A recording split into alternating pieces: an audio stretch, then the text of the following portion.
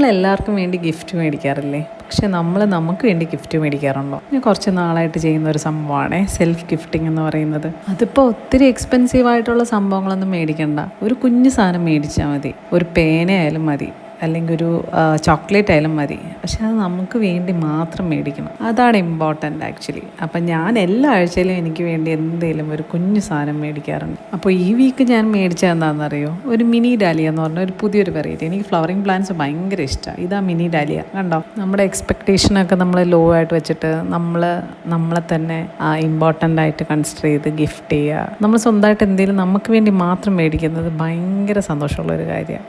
And it's very important also. പിന്നെ നല്ല food അടിച്ചാലും നമുക്ക് സന്തോഷം കിട്ടത്തില്ലേ? അങ്ങനെ ഒരു പ്ലേസിൽ ഞാൻ പോയായിരുന്നു. SP ഹോട്ടൽ എന്ന് പറഞ്ഞിട്ട് വെള്ളായണി സൈഡിലാണ്, തിരുവല്ലം സൈഡിലാണ്. അവിടെ ഭയങ്കര വെറൈറ്റി ആയിട്ടുള്ള പോർക്ക്, മട്ടൺ, അങ്ങനെ ഒത്തിരി ഡിഷസ്. അവരെ ഏറ്റവും സ്പെഷ്യാലിറ്റി എന്താണെന്ന് പറയുക, ഒരു ചട്നി ഉണ്ടായിരുന്നു യെല്ലോ കളർ. അതൊരു ഉടങ്കലി മുളകിൻ്റെ ചമ്മന്തി ആയിരുന്നു. പിന്നെ തണുത്ത ലൈം ജ്യൂസും കൂടി അപ്പോൾ സെറ്റായി. അപ്പോൾ നിങ്ങൾക്ക് വേണ്ടി നിങ്ങൾ എന്താ ലാസ്റ്റ് ടൈം മേടിച്ചത്?